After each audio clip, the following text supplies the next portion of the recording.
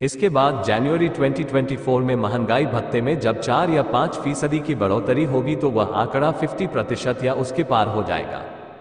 तब केंद्र सरकार के समक्ष दमदार तरीके से 8 वेतन आयोग के गठन का प्रस्ताव रखा जाएगा। बता दें कि जनवरी 2023 में अखिल भारतीय उपभोक्ता मूल्य सूचकांक CPI-IW 132.8 था।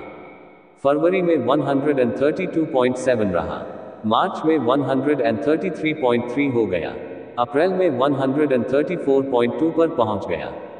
मई में 134.7 रहा। जून में छलांग लगाकर CPI-IW 136.4 पर पहुंच गया। जनवरी से केंद्रीय कर्मियों के DA में 4% की बढ़ोतरी हो गई।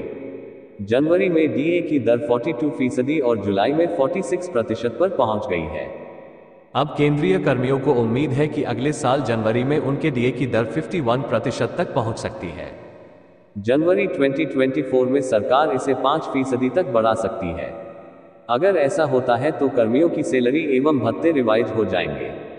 जुलाई 2023 में CPI-IW 139.7 पर रहा था। अगस्त में वह 139.2 अंकों पर संकलित हुआ। सितंबर, अक्टूबर, नवंबर और दिसंबर में CPI-IW 140.2 रह सकता है। ऐसे में उन्हें जनवरी 2024 में 5% DA मिल सकता है। अगर ऐसा होता है तो सरकार को 8वां पे कमीशन गठित करना होगा। 7वां वेतन आयोग 2013 में गठित हुआ था, जबकि इसकी सिफारिशें 2016 में लागू हुई थी। Before Lok Sabha elections 2024, government employees are very happy 8th pay commission will be formed. केंद्रीय कर्मचारियों को सौगात। फोटो अमर उजाला।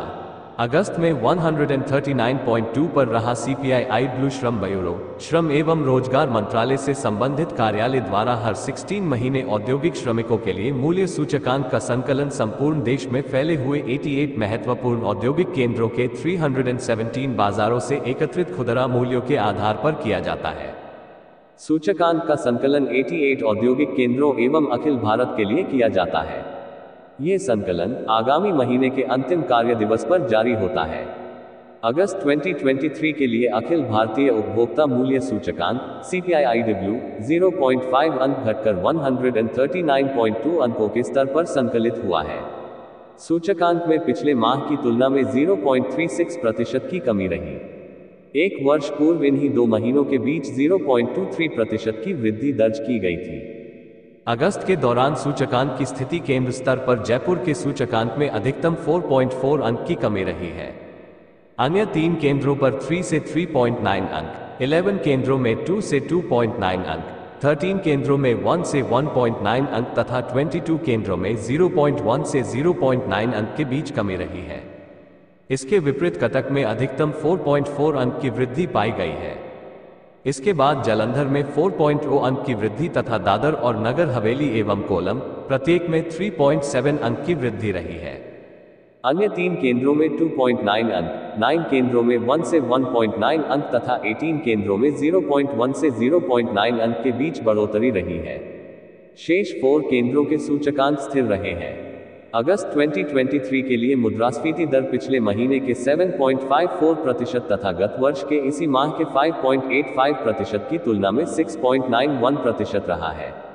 खाद्य स्फीति दर पिछले माह के 11.87% एवं एक वर्ष पूर्व इसी माह के 6.46% की तुलना में 10.06% रहा। देश में प्रति व्यक्ति आय 111% बढ़ी। संसद में इस मुद्दे पर जो सवाल जवाब हुए हैं उनमें कहा गया है कि जनवरी 2016 से जनवरी 2023 के बीच में कर्मियों के वेतन और पेंशन में 42% की वृद्धि हुई है। इस अवधि के दौरान देश में प्रति व्यक्ति आय 111% बढ़ी है। वित्त राज्य मंत्री पंकज चौधरी ने सदन में बताया था कि मुद्रास्फीति के कारण वेतन और पेंशन के असली मूल्य में जो कटौती होती है उसे पूरा करने के लिए DAR दिया जाता है। अब DA 42% हो गया है। प्रति व्यक्ति आय 3 गुना हो गई। इसके साथ वस्तुओं के दाम भी उसी अनुरूप में बढ़े हैं। मतलब केंद्र सरकार के कर्मी कम वेतन पर काम कर रहे हैं। पिछले 3 वेतन आयोगों की तरफ से कहा गया है कि जब DA 50% तक पहुंच जाए तो मुद्रास्फीति के प्रभाव को कम करने के लिए भविष्य में पे रिवाइज किया जाए। जनवरी 2024 में DA 50 के पार हो जाएगा। संसद में वित्त राज्य मंत्री का कहना था कि सरकार के समक्ष 8वां वेतन आयोग गठित करने का कोई प्रस्ताव नहीं है।